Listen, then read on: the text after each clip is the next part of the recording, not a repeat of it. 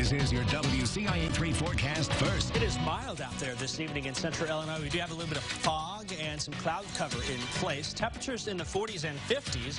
And that's going to change by tomorrow, though. Do have a couple of winter weather alerts out there. Winter weather advisories for Livingston, McLean, Menard, Cass, and Morgan counties. That winter storm warning just to our north and west. Likely to see some rain, sleet, snow, and ice in different parts of central Illinois. We'll talk more about where that sets up and the cold air that arrives. Plus, if you're disappointed by this weekend with the snow chances, wait till I show you what next week brings. I've got details on that coming up as WCIA3 News at 6 starts now.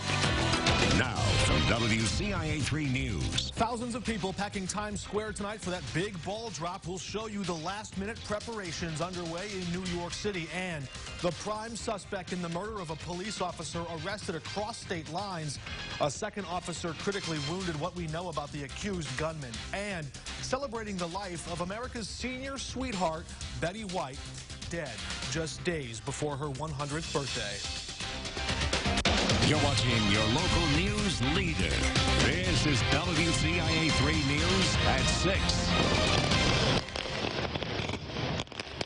6. There is the scene as parts of the world bid farewell to 2021 already, ringing in this new year. Good evening, I'm Mark Maxwell.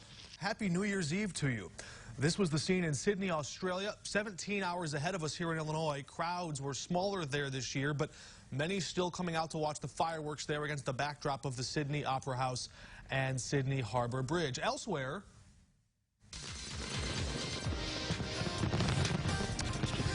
those are the skies over Sydney. We also have footage of the skies over Bangkok lighting up with fireworks as folks in Thailand rang in 2022. They had New Year's Eve prayers, which are usually held in Buddhist temples around the country. Those were held online this year. And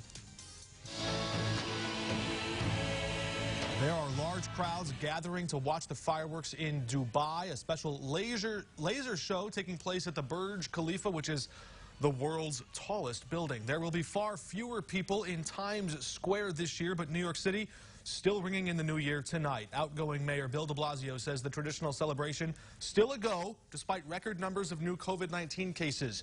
De Blasio telling the Today Show he wanted to show that the city is moving forward and fighting its way through the pandemic. Strict capacity limits in place this year. Revelers have to show their vaccine cards. The mayor says New York City's high vaccination rate means that masking and social distancing can help the crowds to watch the ball drop safely.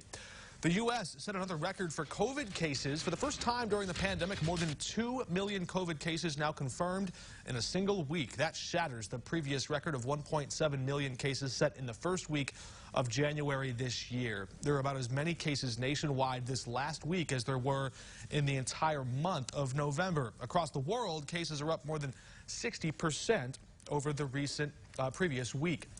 The COVID surge is now being blamed for more than 1,400 canceled flights in the U.S. and 2,900 across the world today. Airlines say the number of staff and crew who are ill or in quarantine has led to shortages, forcing many canceled flights. That situation could grow worse tomorrow as winter weather sweeps through the region. We'll continue to monitor that situation and bring you the latest on that. A suspect is now in custody after a Bradley police officer was shot and killed in Kankakee County earlier this week. Police surrounded the Indiana home of 25-year-old Darius Sullivan and arrested him this morning. Officer Marlene Ritmanick died at the hospital after she was attacked at a hotel Wednesday evening. She and her partner, Tyler Bailey, were responding to reports of dogs barking in an unattended car in the parking lot. Bailey was critically wounded. Ritmanick was a 14-year veteran of the force. And family members are speaking out after a Wayne County Sheriff's deputy was killed in the line of duty earlier this week. Sheriff's Deputy Sean Riley was killed Wednesday morning responding to a call on Interstate 64. A man from Kentucky was later arrested and charged with his murder. In a statement on Facebook, Riley's family says their world will never be the same, but they take comfort knowing he lived life to the fullest. There will be a visitation at Fairfield Community High School gym Monday night and a funeral there Tuesday at 11 a.m. And we turn to the breaking news many have been following today. Beloved actress Betty White has died at the age of 99.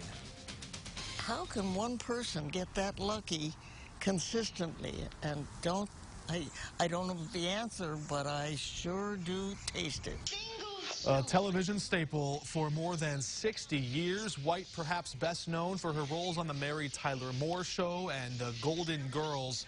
She also became the oldest person to ever host Saturday Night Live. At 88 years old, White would have turned 100 on January 17. We'll have much more on White's passing and her life and legacy tonight at 10.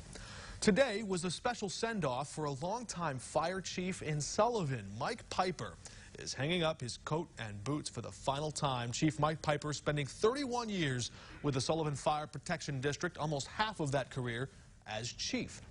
He says some of his biggest accomplishments were adding a big addition to the firehouse there and getting a new ladder truck, but he was most known for putting a smile on people's faces. He's always quick with a joke, and his sense of humor can really brighten up a dark situation sometimes, and I'm really going to miss that. And when the chief left the firehouse for the final time today, it was his son behind the wheel driving that ladder truck. Kids with a curfew got an early start celebrating a happy noon year in Decatur. The Children's Museum of Illinois ringing in the new year 12 hours early. Instead of a ball drop, it was a balloon drop at 12 noon. The big event, their largest in-person gathering at the Kids Museum since the pandemic started. It's just a way to celebrate as a family. Especially this year and last year, there's been a lot of things going on, and there's lots of stressors on families. So it's a really nice opportunity for the family as a whole to come and play and engage with one another.